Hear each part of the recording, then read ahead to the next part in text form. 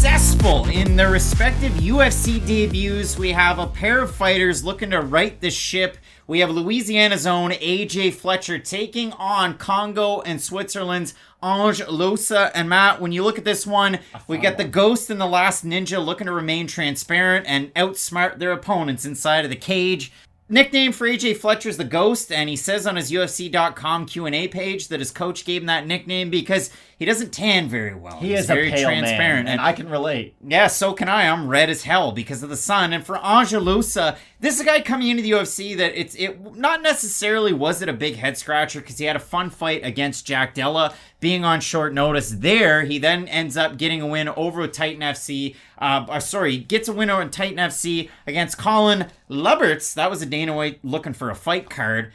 On the show against Jack Della loses. He beats UFC veteran John Howard with ex-MMA, and then he ends up in the UFC a very short time after against Mounir Lazzez. The trouble for Loosa in the fight against Lazzez is a long-range striker at welterweight, and Loosa wasn't able to kind of charge that gap and start to land his own shots, where Loosa's a great guy. He can fight behind a jab, throws a really good right hand, mixes his martial arts very well. He's good with the takedown. And if you go back and look at Ange Loosa's total body of work, because he's had long periods of inactivity throughout, the fight that I urge you to go back and find, and it is out there, is the fight against Rustam Kasanov, where he beats him pillar to post. Kasanov gets his back. The referee taps on Kasanov's back.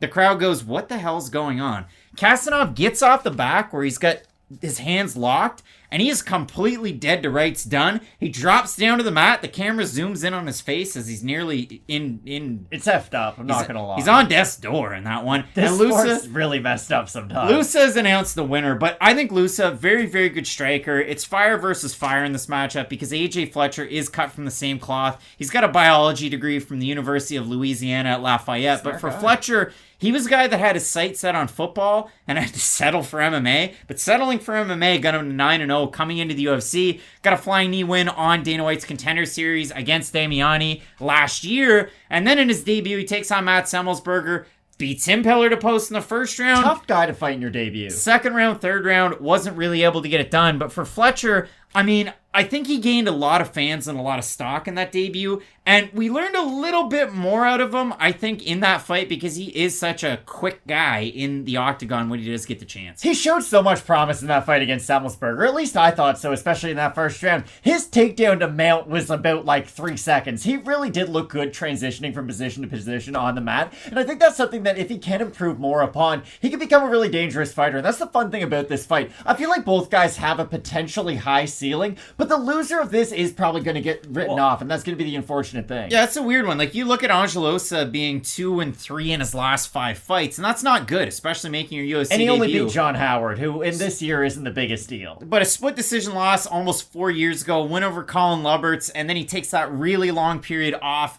He loses by decision to Jack Della, beats John Howard, and then loses 3 months ago to Mounir Lazzez. And if you look at it for Fletcher, not the greatest level of competition, but winning consistently. I mean, he beat Wesley Golden, who was 8-17. He beat Ariel Juarez, who was 3-4. He beat Damiani, who was 10-2-1, but it was 10-2-1. But I don't want to take anything away from Fletcher because when you watch him strike, he loads up and throws tons of power shots. But when he works in his wrestling, he's not a guy with a high school or collegiate wrestling background. But to watch him fight, you think, geez, this guy's great. I mean, 1 or 2 takedowns against Semmelsberger in the first round. 4 minutes and 31 seconds of control times. The total strikes in round number 1 against Semmelsberger, 22-2. Yeah. Lit him on fire. And Semmelsberger, I know the Morono fight, it is what it is. 2 totally different kind of guys, but Fletcher did look very good, and I totally agree with you. We did learn even more about him. A guy that's trained with Alan Jouban and Dustin Poirier, not just like one time for a picture on Instagram. They've trained together quite a bit. So you look at this fight, Matt. Killcliff FC's own Ange Loosa. You've got the man out of Louisiana in Fletcher. What more can you tell us about the matchup? I think that Fletcher can have success on the feet, but that's the problem. It really does come down to the Daniel De Silva effect, if you will. When you burn as hot as AJ Fletcher does, especially in the first round, it is hard to sustain that throughout a 15-minute fight. And I don't think Ange Loosa is going to have the same issue that he did in the Mounir Lazzez fight. Because you're right, Lazzez did move around quite a bit in that matchup, so it's difficult for Loosa to close the distance and really have success. Whereas AJ Fletcher's normally the one trying to get into all these striking engagements. So I think Loosa's going to have a much easier time finding his opponent in this game. The problem problem is, if he's not able to really masterfully counter some of these big explosions from AJ Fletcher, I could see Loosa being on the receiving end of some of these takedowns. And if he does give away that first round, that's going to put a lot of pressure on him to come back and win the last two. And I think that might be something he struggles with, even though, again, this fight's going to be one of those contender-pretender ones, because the winner's probably going to go on to have a lot more exciting fights in the UFC, where the loser's probably going to get lost in your overall, like, MMA mindset. But still, I do think this is going to be a highly competitive and exciting fight, just due to the potential finishing abilities of both fighters. Fletcher throws hammers. We know this. We've seen ones. this kind of on his come up into the UFC. He utilizes his great wrestling against Hemmelsberger, so the fight IQ is definitely there. Tall stance for not the tallest guy. I know they list both these guys as 5'10". When they weigh in and face off on Friday, we're going to get to see who the real 5'10" is. I think we're getting Jairzinho Francis. And for Loosa in that debut against Munir Lazzez, that was on 4 days' notice, replacing Eliseu Zaleski dos Santos. And if you like one thing out of Loosa, 1, 2, 3 jab, right hand. He landed 40 of 48 attempts at the leg kicks in that fight, and that really is a big part of his game. He really does move well on the balls of his feet. And to me, he beat a wrestler in John Howard who is... He's so old. If he's anything now, he's a wrestler. Very, very nice guy. I'm sure he is, but the problem, like, I'm sure Carmelo Anthony's a great guy too, but he's been 19 seasons in the league. And he would beat the piss off of you in a one-on-one. Okay, who cares? I'm just a guy. That's a weird thing to say. But... Matt Allen, just the guy. Put it on the poster. Matt Allen, we look at the odds for this one. AJ Fletcher open a -190 favorite. -160 right now. The lone loss UFC debut. For Loosa open +165, +152. We have a look at the Tapology votes, Matt. Surprised to us they are to you.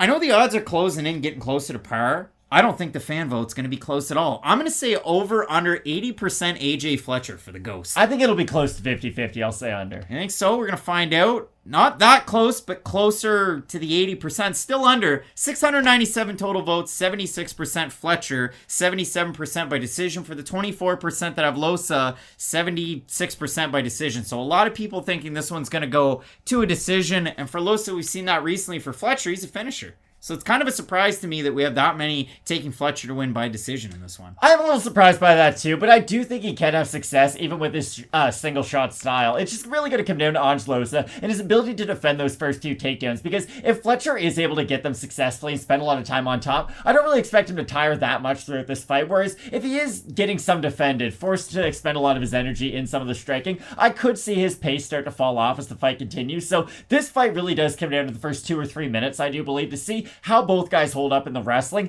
I'm ever so slightly going to pick AJ Fletcher because I do think he is going to be able to get some of those early takedowns and have success. Matthew Semmelsberg, I know, struggled with the striking of Alexandr his last time out, but he's a pretty darn good wrestler. And the fact that AJ Fletcher was able to go out there and immediately get on top of him and not just take him down like John Jones, Daniel Cormier, where it's really quick and they pop right up to their feet. He took him down and controlled him for a lengthy amount of time in that round. And I think for those reasons, I saw enough of a glimpse of a prospect to think that AJ Fletcher can get it done this weekend. Do you think that AJ Fletcher at home in his office has a globe just sitting on his desk and spins it, points right on it, goes, I'm the former Atlas world champion at welterweight? You think he does that? That'd be real cheesy if he did. I'd do it if I was him. He is the former Atlas champion. I love those leg kicks out of Ange Loosa. I love the movement and I love the volume. So if he's able to at least sprout back up to his feet, keep a good pace throughout 3 rounds, which I've seen before, I think Ange Loosa can get it done as the underdog in this matchup. I think this is a great fight. I'm sure there's going to be a lot of fans going either way with this one.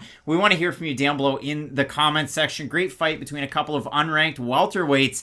And up at the top, the champs. The champs are here. Well, one of them's a champ, and the other one wants to become that. Kamaru Usman taking on Leon Edwards. You're not going to want to miss it. Keep it locked in with Fight Night Picks, as we always say. Let's get into it.